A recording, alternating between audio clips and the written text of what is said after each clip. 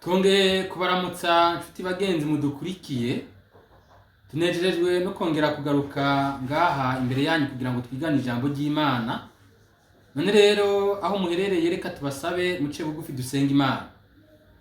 Turagushimiye uhoraho mwami Imana yacu.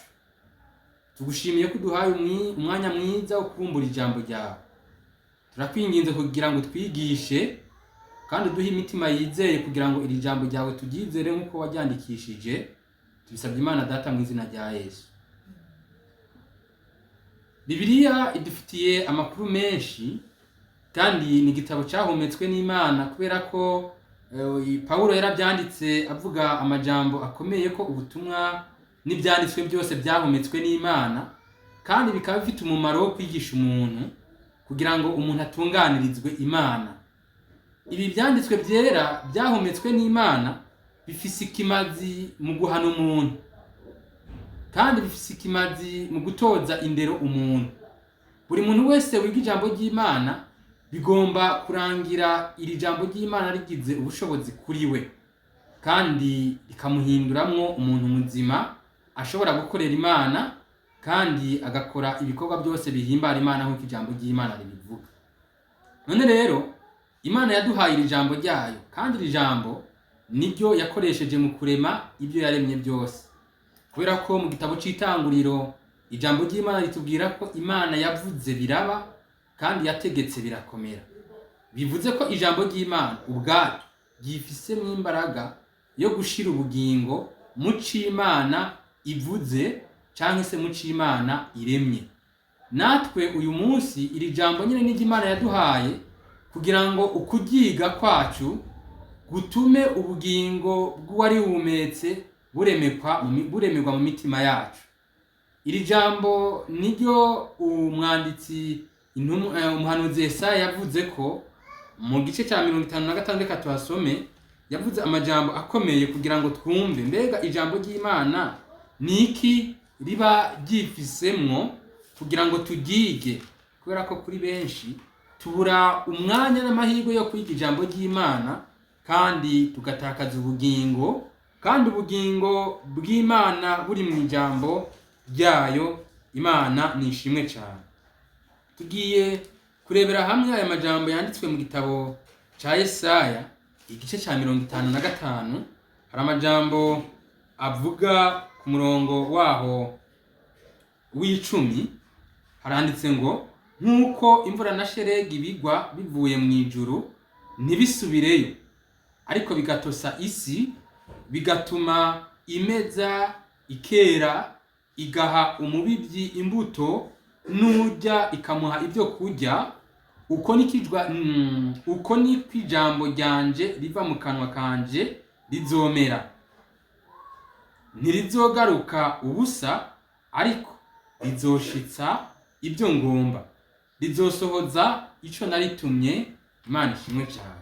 Ijambo ry'Imana ntabwo rizogenda ubusa.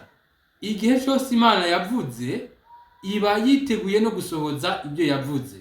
Igihe cyose ijambo ry'Imana ryizwe kandi rikakigwa, umuntu agiga aba yiteguye guhabwa ubugingo bw'iyavuze. Nico gituma wewe ukurikiye iki cigisho nkurarikira gufata igihe cawe kugira ngo wige ijambo ry'Imana. Ubugingo Imana yifuza kuduha yabushize mu mwana wayo. Uyu niwe jambo kandi jambo niwe yaremye byose.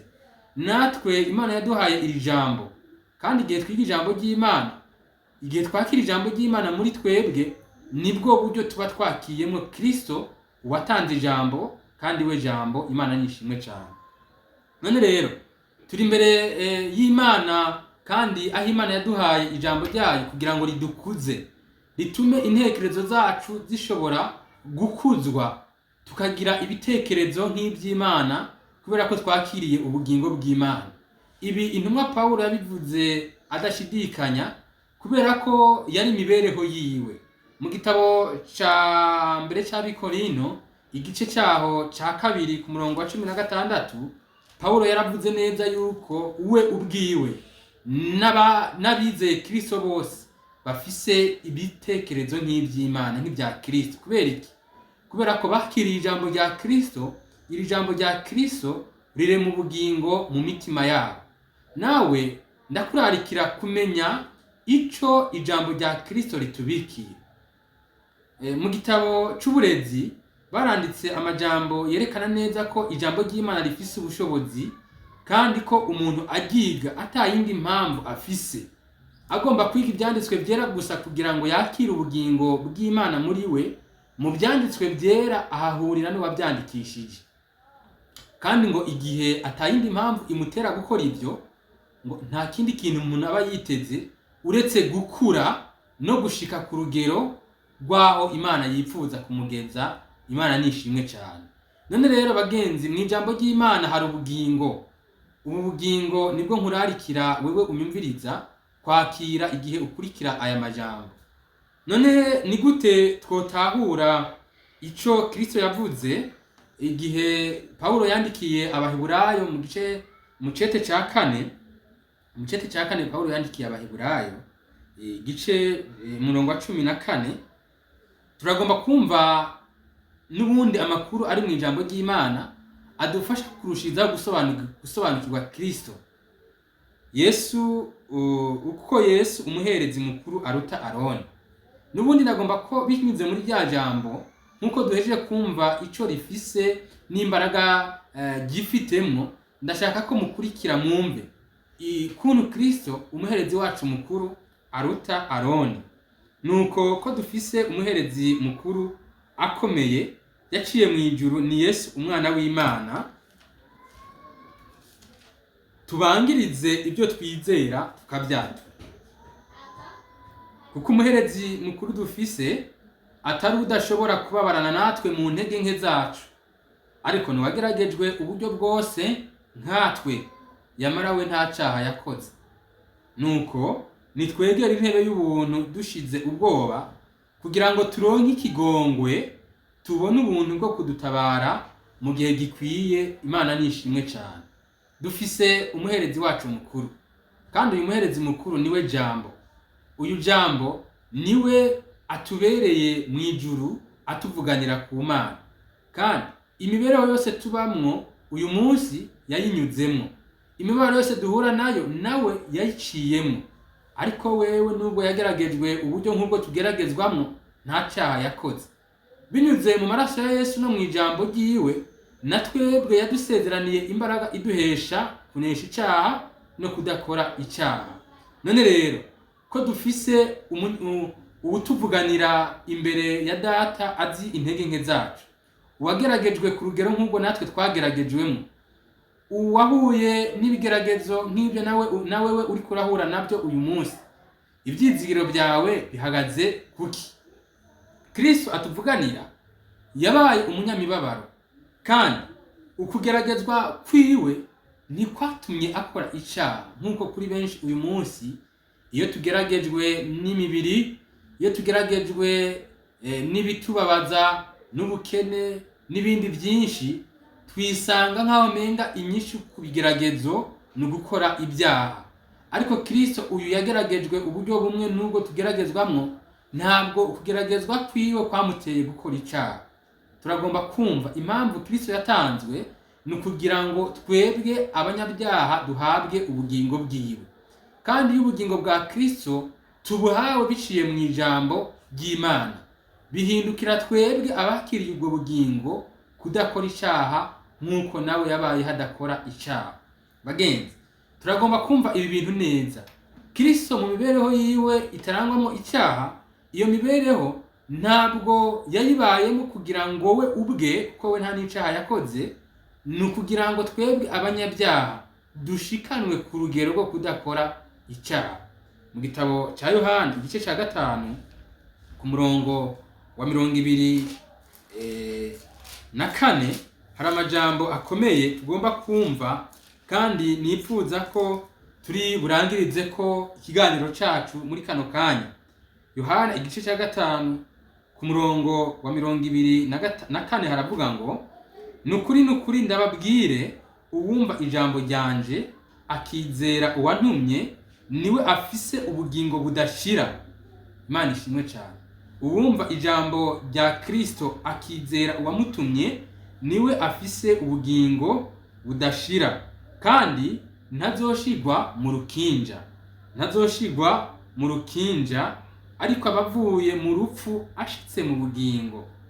Nukuri ndababwira, igihe kiza kandi kirashitse aho abapfuye bazokumvira ijwi ry'umwana w'Imana, kandi abazoryumva bose bazoba bazima. Imana ishimwe cyane. Ijambo ry'Imana rifise ubushobozi bwo kuzura abapfuye, kandi Yohana yabivuze neza ko uwumva ijambo rya Kristo maze ukukumva ukamutera kwizera, uwo ni wafise ubugingo bw'Imana muri we. Yohana nako intumwa Pawulo yabivuze mu gikete yandikiye Abaroma igice ca 10 ku murongo waho wa 17, yaravuze neza yuko kumva nako kwizera kuzanwa no kumva nako tuguheshwa n'ijambo rya Kristo. Iri jambo niryo Yohana yariko aravuga yuko uwuryumva maze akizera uwamutumye, uwo ni wafise ubugingo bw'Imana muri we. Kuri benshi ijambo rya Kristo ryugaraniwe hanze y'imitima yacu, ntabwo rifise ubushobozi bwo kwinjira mu mitima yacu ngo riturememwo ubugingo bw'Imana. Niyo mpamvu nkurarikira wewe udukurikiye kumva neza yuko mu ijambo ry'Imana iritari kure yacu. Paulo yarabivuze neza yuko ijambo ry'Imana ritari kure yacu, riri bugufi bwacu, kandi kwakira ijambo biduhesha kwakira Kristo. Iri jambo Imana yarishizemo ubugingo kugira ngo nitwugiga kandi tukizera iby'Imana yavuze mu ijambo ryayo, ubugingo Imana yashize muri iri jambo buhinduka ubwacu. Imana nishimwe cyane. Ngaho yaravuze ngo uwizera ijambo ryanje akizera uwantumye, uwo ni wafise ubugingo budashira. Imana ishimwe cyane. Ijambo ry'Imana rero ntabwo riri kure yacu. Mu miryango yacu dufise ibyanditswe byera. Mu miryango myinshi hari Bibiliya, ijambo ry'Imana.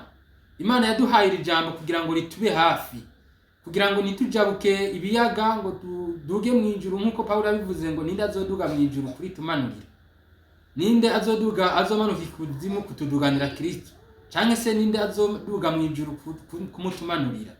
Yavuze ngo ijambo riri hafi yacu, bivuze ngo kwakirira ijambo riri bugufi yacu nibwo buryo bwo kwakira Kristo mu mitima yacu. Ntabwo umuntu yovuga ngo yo kwakira Kristo igihe cyose yirengagiza kwiga ijambo ry'Imana, kuko ubugingo bw'Imana Kristo ubwe atwihishurira biciye mu ijambo ryiwe. Rero bagenzi, aho muri hose ndabararikira gufata igihe kugira ngo twige iri jambo ry'Imana. Nta kindi kintu Imana yaduhaye coshobora kuduhesha kumenya ubushake bwayo no gusobanukirwa n'amasezerano yayo kuri twebwe, uretse gufata ijambo ry'Imana kugira ngo turyakire turibike mu mitima yacu. Munyezaburi yaravuze muri Zaburi ya 19 umurongo wa 11 ngo nabitse ijambo ryawe mu mutima wanje kugira ngo ntagucumurako. Iyo ijambo ry'Imana ryizwe neza rikabikwa mu mitima yacu, riduhindukira ubugingo, riduhindukira igihome kidukingira gukora ibyaha. Niyo mpamvu nkwipfuriza wewe unyumviriza gufata akanya ko kwiga ijambo ry'Imana, kandi Mpwemu Yera aguhe kwakira ubugingo buri mu ijambo ry'Imana. Imana ibiduhera ubuntu mu izina rya Yesu. Dusenge. Turagushimiye Mwami Imana yacu kuduhishuriye ijambo ryawe. Turakwinginze kugira ngo uduhe kuryakirana imitima yizera, imbaraga yaryo irema ubugingo bwawe muri twe. Tubisabye Imana Data mu izina rya Yesu. Amen.